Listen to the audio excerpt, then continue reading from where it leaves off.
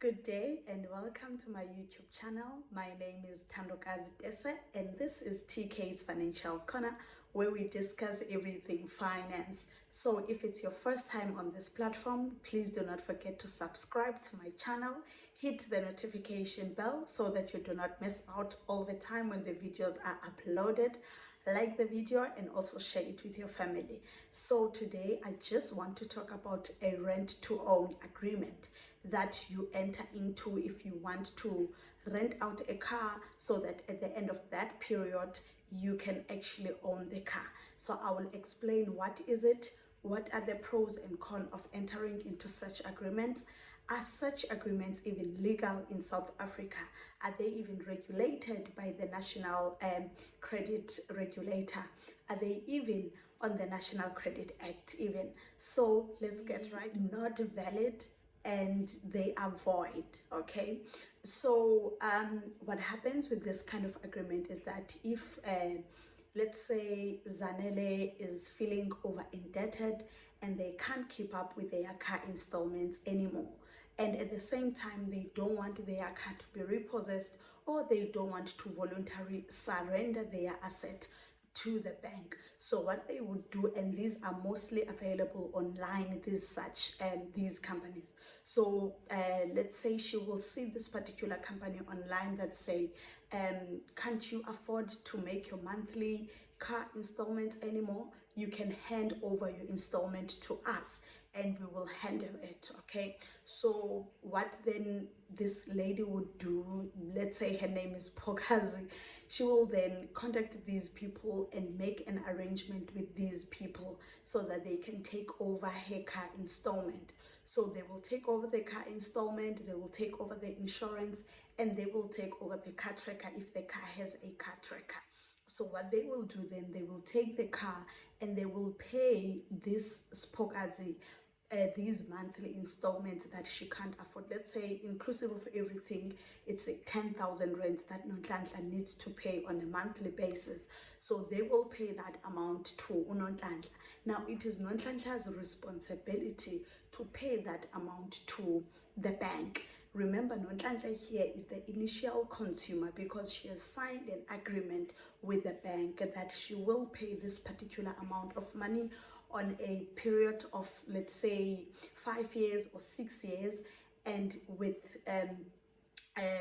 such interest attached to it, because she is the initial consumer who entered into a valid and legal agreement with the bank. Okay, so this company or this mediator now will then take over Nonhlanhla's car installments. Okay, so what they will then do, they will try and get someone who's going to rent Nonhlanhla's car at a certain price. Okay, so what then happens, people also on the other side, they're looking to rent cars because they've been declined finance by the bank because of their affordability and their credit assessment. Okay, these people are blacklisted, they can't afford to purchase a car, they can't even save up to buy the car cash. Okay, so they will sort out and look for these shortcuts, if I may put it in that way.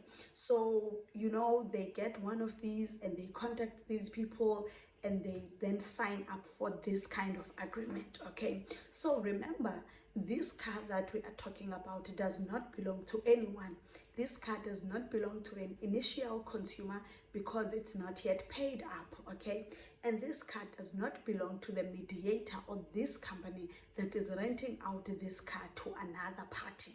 Okay, so what then happens is that the person who wants to rent this car will be required to pay upfront huge deposits, maybe 30, 20, 40, really depends on each company, and then they will be paying up very high monthly installments. Okay, and then they will take the car and they will use the car with the hope that at the end of the agreement period, let's say 4 years, the car will eventually belongs to them. Okay, so what happens if Nonhlanhla does not pay these monthly installments as she's getting this money from this rent to own company or from this mediator?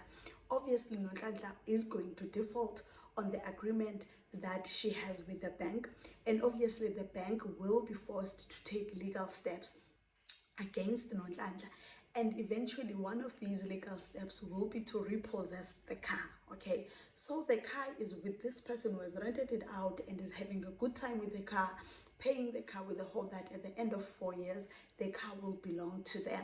Okay, now the bank sought out after Nonhlanhla, and eventually the bank is able to track their car after a year or so of Nonhlanhla not paying or missing or defaulting on payments.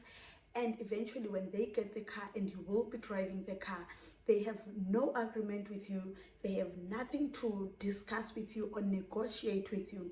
All they want is to take their car, because the car does not belong to Nonhlanhla, the car does not belong to the mediator or the rent to own company, the car does not belong to you as the person who is renting the car out. So they will repossess the car from you. And in that situation, unfortunately, you are going to lose out. It doesn't matter if you've paid for 2 years or you have paid for 3 years for that car. The bank will take its car, because it's not anyone's car in this scenario. The rent to own company does not have proper documents saying that they own this particular asset or this car.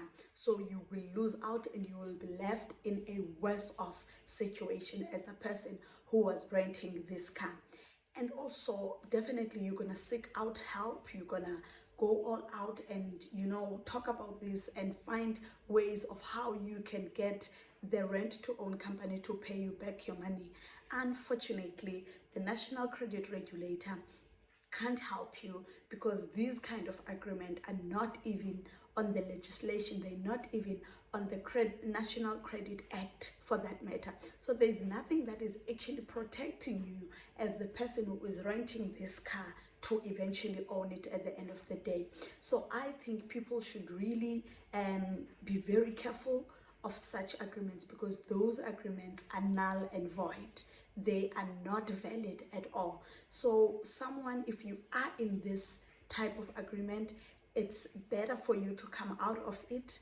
The sooner the better, I think so. If you have handed over your car because you can't keep up with the installments, I think you should try and get your car back.